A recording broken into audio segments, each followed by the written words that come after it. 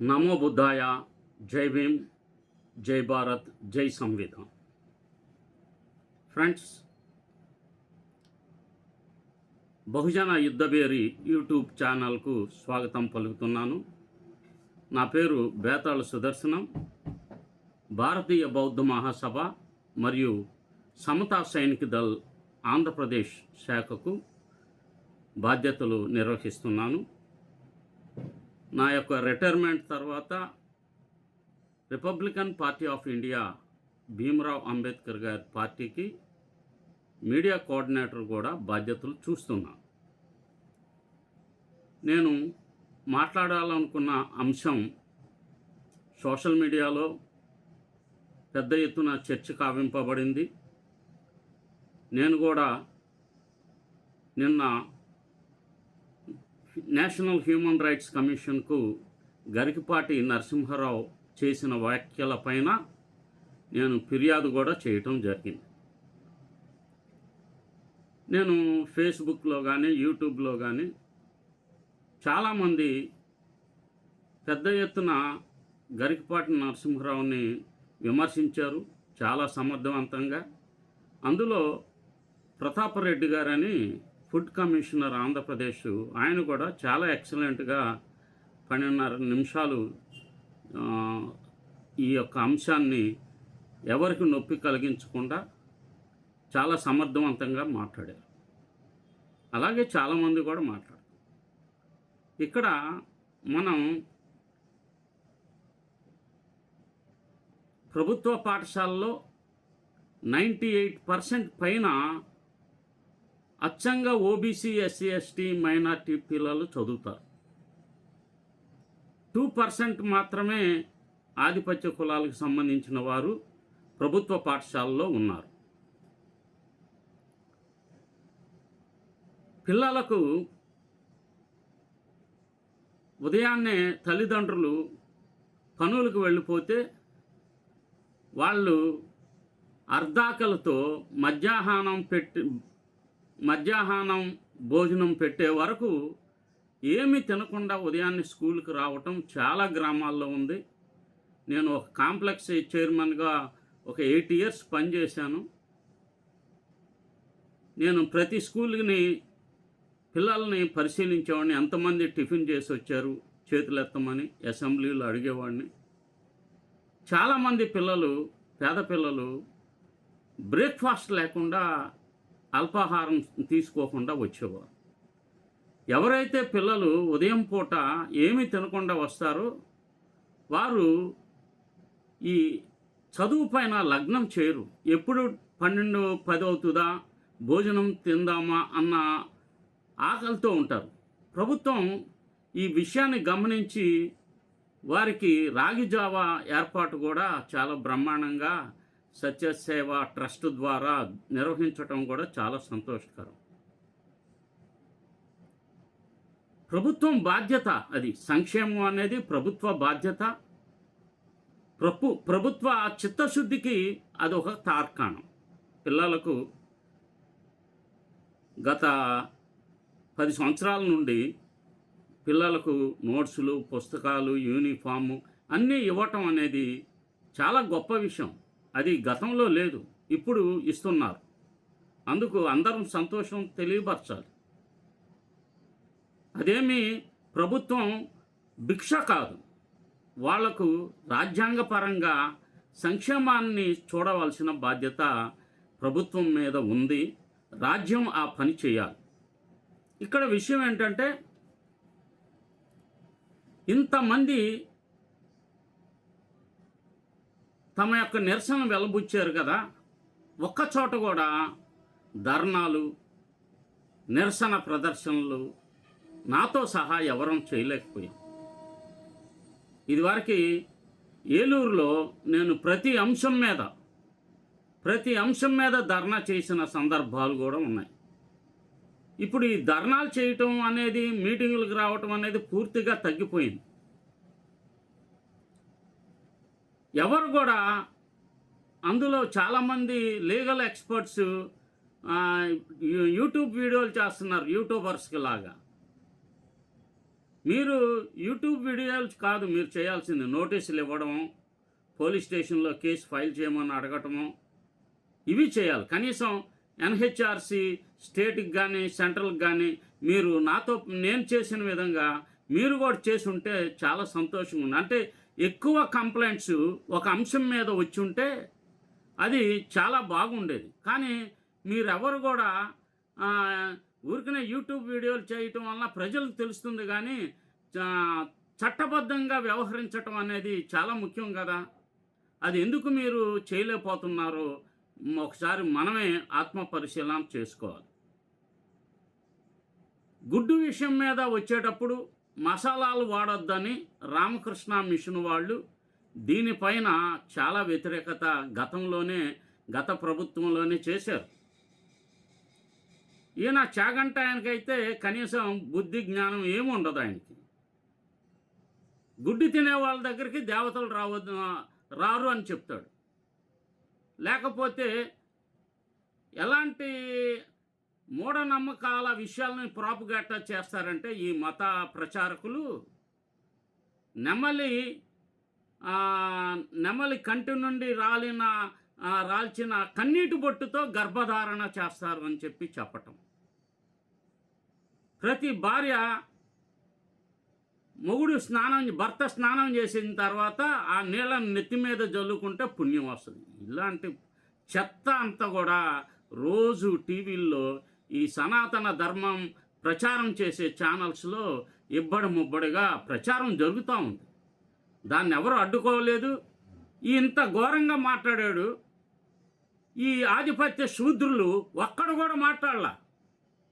ఒక్కళ్ళు కూడా ఈ పార్టీలకు సంబంధించిన వైసీపీ, జనసేన, టీడీపీ పార్టీకి చెందిన వాళ్ళు ఈ బ్రాహ్మణుడైన గరికపాటి నరసింహారావు మీద ఎందుకు మీరు దాడి చేయట్లేదు? మీకు వాళ్ళు గురువులనా, పంతుళ్ళనా? అంటే ఎవరైనా పాస్టర్ గారు చేస్తే మాత్రం రెచ్చిపోతారు. మొత్తం ఛానల్స్ అన్నీ వచ్చేస్తాయి. ఏదన్నా ఒక మైనార్టీ వాడు ఏదైనా చిన్న ఇబ్బంది అయితే TV9 వాడు పని కట్టుకొని ప్రచారం చేస్తూ ఉంటాడు. బుద్ధి జ్ఞానం ఉండాలి. ఈ అంశాన్ని జరిగినప్పుడు తప్పనిసరిగా దాన్ని మీడియా యొక్క బాధ్యత, దాన్ని ప్రభుత్వం దగ్గర తీసుకువెళ్ళడానికి. అతని మీద చర్యలు లేవు. ఇష్టానుసారంగా టీవీలో ఏది పడితే అది మాట్లాడతాం అనేది గొప్పతనం అనుకుంటున్నారు వాళ్ళు. వాళ్ళకి ముక్కుకి తాడు వేయాల్సిన బాధ్యత ప్రజల పైన ఉంది. ఈ సబ్జెక్టులోకి వచ్చేటప్పటికి మధ్యాహ్న భోజన పథకం ఆకలి నుండి విద్య వరకు రాజ్యాంగ హక్కుల పరిరక్షణలో ఒక కీలక సాధనం. భారతదేశంలో పేదరికం, ఆకలి మరియు విద్య మధ్య ఉన్న సంబంధం అత్యంత గాఢమైనది. ఈ నేపథ్యంలో ప్రభుత్వ పాఠశాలల్లో అమలు అవుతున్న మధ్యాహ్న భోజన పథకం కేవలం ఒక సంక్షేమ పథకం కాదు. అది పిల్లల ప్రాథమిక హక్కులను, ముఖ్యంగా గౌరవంతో జీవించే హక్కును పరిరక్షించే రాజ్యాంగబద్ధమైన బాధ్యత. ఇటీవల గరికపాటి నరసింహారావు చేసిన వ్యాఖ్యలు, పిల్లలు భోజనం కోసమే స్కూల్కు వస్తున్నారు, ప్రభుత్వం అన్నం పెట్టడం తన పని కాదు వంటి అభిప్రాయాలు ఈ పథకం వెనుక ఉన్న చరిత్రను, రాజ్యాంగ విలువలను మరియు న్యాయపరమైన బలాన్ని పూర్తిగా నిర్లక్ష్యం చేస్తున్నాయి. చరిత్ర ఏం చెప్తుందంటే పేదరికాన్ని ఎదుర్కొనే సామాజిక బాధ్యత మధ్యాహ్న భోజన పథకం ఆవిర్భావం స్వాతంత్రానికంటే ముందు ప్రారంభమైంది. 1925లో మద్రాస్ మున్సిపల్ కార్పొరేషను పేద విద్యార్థుల ఆకలి సమస్యను పరిష్కరించడానికి ఈ పథకాన్ని ప్రారంభించింది. తర్వాత గొప్ప మాన్యులు 1960లో తమిళనాడు ముఖ్యమంత్రి కామరాజు నాయకత్వంలో ఈ పథకం రాష్ట్ర వ్యాప్తంగా విస్తరించింది. ఇది విద్య మరియు పోషకాహారం అనేవి విడదీయని అంశాలు స్పష్టం చేసింది. 1995లో కేంద్ర ప్రభుత్వం దీన్ని జాతీయ స్థాయిలో అమలు చేయగా 2001 భారత సుప్రీంకోర్టు తీర్పు ద్వారా వండిన ఆహారం ఇవ్వడం తప్పనిసరని ఆదేశించింది. రాజ్యాంగపరమైన హక్కులు, ఆర్టికల్స్ మరియు న్యాయబద్ధత మధ్యాహ్న భోజన పథకం అమలు కేవలం పాలసీ నిర్ణయం కాదు, ఇది భారత రాజ్యాంగంలోని అనేక నిబంధనలతో బలపడింది. ఆర్టికల్ 21 రైట్ టు లైఫ్, జీవించే హక్కు, కేవలం బ్రతకడం కాదు, గౌరవంతో జీవించడం. ఇందులో ఆహారం, పోషక ఆహారం కూడా భాగమే. Article 21A right to education, 6 నుండి 14 సంవత్సరాల పిల్లలకు ఉచిత మరియు తప్పనిసరి విద్య. ఆకలి ఉన్న పిల్లవాడు చదువుకోలేడు కాబట్టి భోజనం ఈ హక్కులో అంతర్భాగం. ఆర్టికల్ 47 డైరెక్టివ్ ప్రిన్సిపల్స్లో వస్తుంది. ప్రజల పోషకాహార స్థాయిని పెంచడం ప్రభుత్వ బాధ్యత అని స్పష్టం చేస్తుంది. ఆర్టికల్ 39F పిల్లల ఆరోగ్యంగా గౌరవంతో ఎదగడానికి ప్రభుత్వం బాధ్యత వహించాలి. ఈ ఆర్టికల్స్ కలిపి చూస్తే మధ్యాహ్న భోజనం ఒక సంక్షేమ కార్యక్రమం మాత్రమే కాకుండా రాజ్యాంగబద్ధమైన బాధ్యత అని సుప్రీంకోర్టు అభిప్రాయపడింది. ఆహారం ఒక హక్కు 2001లో జరిగిన రైట్ టు ఫుడ్ కేసులో భారత సుప్రీంకోర్టు స్పష్టంగా ఈ విషయాన్ని పేర్కొంది. ప్రభుత్వాలు పిల్లలకు వండిన ఆహారం అందించాలి, ఇది వారి హక్కు. పలు సందర్భాల్లో కోర్టు తెలిపింది, పోషకాహారం లేకుండా విద్య అసంపూర్ణం. అంటే విద్యా హక్కు, ఆహార హక్కు పరస్పరం అనుసంధానమై ఉన్నాయి. సామాజిక ప్రభావం, సంఖ్యల కంటే పెద్ద మార్పు.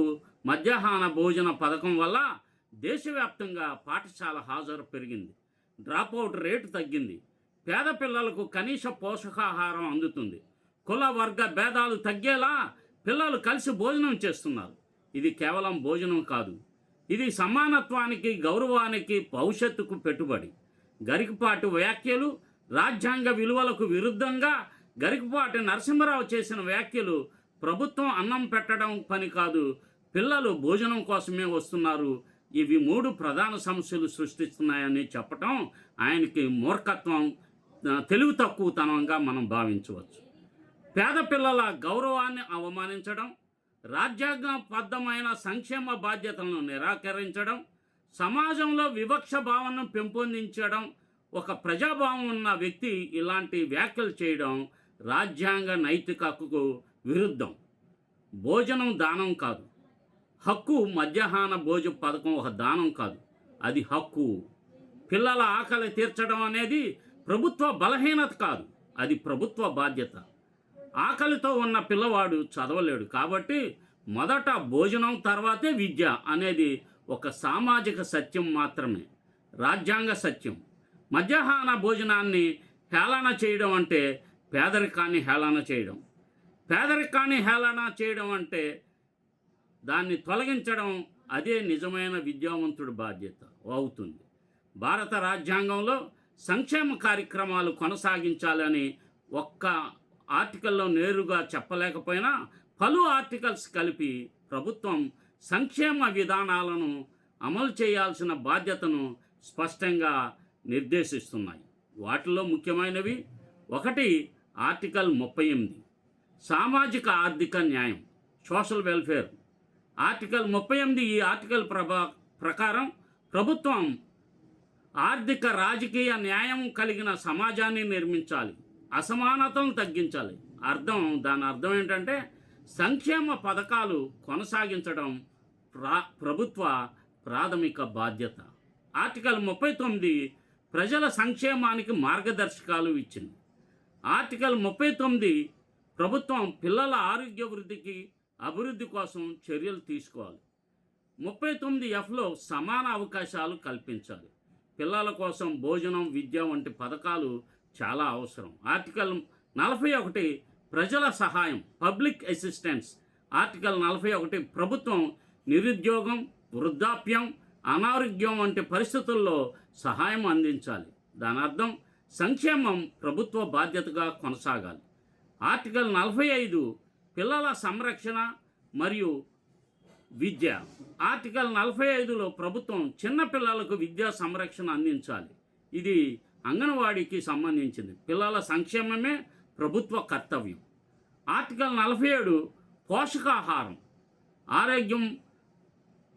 ఆర్టికల్ 47లో ఇది చాలా ముఖ్యమైనది.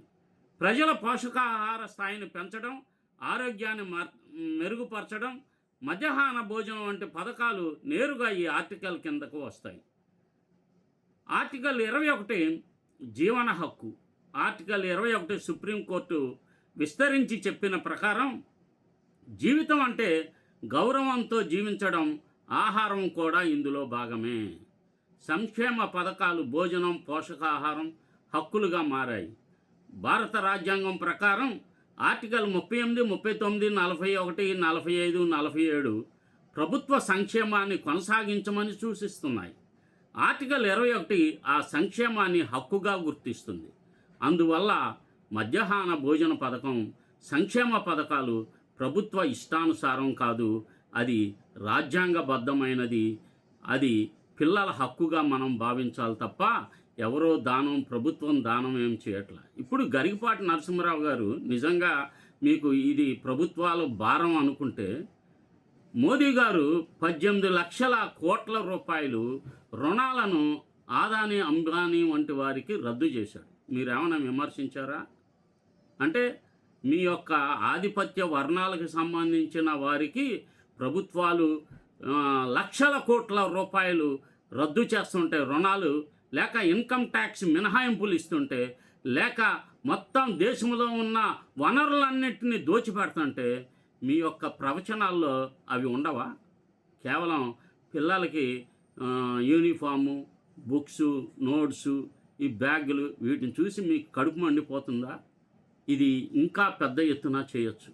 కాకపోతే ఆంధ్రప్రదేశ్ ప్రభుత్వం ఏం చేయాలంటే, ఒక పాయింట్ నిజం ఏంటంటే, ఉపాధ్యాయులతో పాఠశాలల్లో సక్రమంగా విద్యాబోధన చేయకుండా సర్వశిక్ష అభియాన్కి సంబంధించిన అధికారులు రోజు యాప్లు అంటూ రకరకాల సాఫ్ట్వేర్ని రోజు పంపిస్తూ, అనేక యాప్స్ను బలవంతంగా ఉంటూ, రోజు డాక్యుమెంట్స్ని ఫిలప్ చేయమని చెప్పి విపరీతమైన ఒత్తిడి టీచర్స్ మీద పడుతుంది. మధ్యాహ్న భోజనం విషయం వచ్చే వరకు తమిళనాడు ప్రభుత్వం ఉపాధ్యాయులతో సంబంధం లేకుండా ఇక్కడ అదనపు సిబ్బందిని నియమించింది. కనుక తమిళనాడులో ఒక మోడల్ అది. చాలా ఎక్కువ. ఇక్కడ పెద్ద పిల్లలకు 10 రూపాయలు, చిన్నపిల్లలకు 6-7 రూపాయల లోపల ఇస్తున్నారు, కానీ అక్కడ 25-20 రూపాయల పైన ఇస్తున్నారు. ఢిల్లీలో కూడా బ్రహ్మాండంగా ఇస్తున్నారు. ఆప్ ఉన్నప్పుడు నేను పరిశీలించాను. కొన్ని రాష్ట్రాలు, ఉత్తరాది రాష్ట్రాలు ఏమి ఉండదు అన్నమాట. ఇక్కడ ఇది చేస్తుంటే వీళ్ళు దీన్ని సక్రమంగా నిర్వహించాలంటే ఆ నిర్వహించే ఎండిఎం బాధ్యతని కొంతమంది ఏజెన్సీస్కి అప్పచెప్పి వాళ్ళకి శాలరీస్ ఇచ్చి ఎడితిరిగి మనం ఎస్ఎంసి పెట్టుకున్నాం. ఎస్ఎంసికి ఆ బాధ్యతలు అప్పగిస్తే దాని ప్రెసిడెంటు, సెక్రటరు ఈ యొక్క మధ్యాహ్న భోజనం విషయాలన్నీ చూసి సక్రమంగా జరిగేటట్టు చేయగలుగుతారు. కనుక ఈ బాధ్యతల్ని ఉపాధ్యాయుల మీద కాకుండా ప్రత్యామ్నాయ సిబ్బందిని ఏర్పరిచి ప్రభుత్వం ఈ యొక్క భారాన్ని తగ్గించడానికి ప్రయత్నం చేయాలి. రెండోది, ఈ యొక్క ఉపాధ్యాయుల్ని ఏదైతే స్కూల్లో 6-7 గంటలు ఉంటున్నారో ఆ పిల్లలకి పూర్తిగా చదువు చెప్పే అవకాశాన్ని కల్పించాలి. పిల్లలకి చదువు చెప్పించే అవకాశం అసలుకి గత 2 దశాబ్దాలుగా ఆంధ్రప్రదేశ్లో జరగటం లేదు. దీనికి కారణం ఈ సర్వశిక్ష అభియాన్ అత్యున్నతమైన స్థాయిలో ఉన్న ఆఫీసర్స్, వాళ్ళు పొలిటికల్ పిల్లలు ఈ మన స్కూళ్ళల్లో చదవట్ల. వీళ్ళు ప్రభుత్వంలో తమ పిల్లలను కూడా చేర్పించి అప్పుడు పాలసీలు రూపొందిస్తే చదువుకి ఎంత నష్టం కలుగుతుందో వాళ్ళకి తెలిసిద్ది. వాళ్ళ పిల్లలు చదవట్లేదు, ప్రభుత్వ ఉద్యోగస్తుల పిల్లలు చదవట్లేదు. పేద పిల్లలు చదువుకుంటే మాత్రం వాళ్ళు చదువు చెప్పనీయకుండా రకరకాల ఫామ్స్ ఫిలప్ చేయటం అనేది నిత్యం జరుగుతూ ఉంటుంది అన్నమాట. ఎవరిని చదువు చెప్పడానికి అవకాశం ఆంధ్రప్రదేశ్లో లేనే లేదు. అది ముమ్మాటికి సత్యం. మీరు సోషల్ వెల్ఫేర్ హాస్టల్స్ని తెలంగాణతో కంపేర్ చేసుకుంటే అక్కడ ఎంతో బ్రహ్మాండంగా పిల్లల యొక్క ప్రగతి ఉంది. ఆ పిల్లలు సాధించిన ప్రగతిని మన ఆంధ్రప్రదేశ్లో పిల్లలు సాధించిన ప్రగతితో బేరీ చేసుకుంటే మన వాళ్ళకి చదువు చెప్పే తెలివితేటలు లేక కాదు, ఉపాధ్యాయుల కమిట్మెంట్ లేక కాదు. ఉపాధ్యాయుల్లో మెజారిటీ చాలా కమిట్మెంట్ ఉన్నవాళ్ళు. కానీ ప్రభుత్వం తను ఈ పేద పిల్లలకి చదువు చెప్పనీయకుండా నిరంతరం పని చేస్తున్నట్టు కనిపించాలి, కానీ ఎవరికి చదువు రాకూడదు. ఇది ప్రభుత్వ తత్వంగా మారింది. దీన్ని వ్యతిరేకించండి. దీన్ని వ్యతిరేకించడానికి ప్రభుత్వాన్ని నిందించాల్సిన చోట మీరు పేద పిల్లల్ని ఎందుకండి మీరు వాళ్ళ మీద అనవసరమైన వ్యాఖ్యలు చేస్తున్నారు? మీరు ఉపసంహరించటం కాదు, మీరు ఉపసంహరించుకుంటే మీరు అన్న మాటలు ఏమీ పోవు. మీరు దానికి ప్రాయశ్చిత్తం చేసుకోవాలి. ఈ సనాతన ధర్మం అని మెట్లన్నీ గడిగాడు కదా ఆయన, ఓ ఉప ముఖ్యమంత్రి గారు. అలాగే మీరు దీనికి ప్రాయశ్చిత్తం ఏం చేసుకుంటారో చేసుకోండి. మీరు జవాబు ఇవ్వాల్సిన అవసరం ఉంది. తప్పు అయిపోయింది, ఇక్కడి నుంచి ఇలాంటి పిచ్చివాగుడు వాగును, ప్రవచనాలు మానేస్తున్నాను అని చెప్పి పెట్టి దుకాణం సర్దుకొని ఇంట్లో కూర్చోండి. వయసు అయిపోయింది మీకు ఈ ప్రవచనాలు ఎక్కర్లా. పారాసైటిక్ లైఫ్ కదండి ఇది. మీరు బతుకుతుంది ఏంటి? ఇతరుల మీద ఆధారపడి ఈ మాటలు చెప్పుకుంటూ బతుకుతున్నారు. దీన్ని మళ్ళీ అవమానాలకు గురి చేస్తున్నారు చూసే వాళ్ళకే. కనుక ఇది కరెక్ట్ కాదు. కనుక నేను చెప్పేది ఏంటంటే, ఈ యొక్క సిస్టాన్ని, ప్రభుత్వ విద్యని కాపాడాలంటే టీచర్సు ఎన్ని గంటలైతే స్కూల్లో ఉంటారో అన్ని గంటలు ఒక్క నిమిషం కూడా వేస్ట్ చేయకుండా చదువు చెప్పే అవకాశం ప్రభుత్వం కల్పించాలి. అది కల్పించట్లేదు. 2 దశాబ్దాలుగా మొత్తం సర్వనాశనం చేస్తున్నారన్నమాట ఈ అధికారు. ఎందుకంటే వాళ్ళ పిల్లలు ఎవరు ఈ స్కూళ్ళల్లో చదవరు. దీన్ని సరిదిద్దాలని అందరూ చెప్పండి. అందరూ ఈ దిశలో ఆలోచించమని నేను విజ్ఞాపన చేస్తూ, దీనిపైన ప్రజా సంఘ నాయకులు కానీ, లీగల్ ఎక్స్పర్ట్స్ కానీ, లేక మాట్లాడాలనుకున్న వాళ్ళు ఒక ఉమ్మడిగా ఒక ధర్నా కానీ, శాంతియుతమైన ర్యాలీలు కానీ, ప్రజాస్వామ్యబద్ధంగా మన నిరసన ప్రకటించడానికి ఉపక్రమించాలి.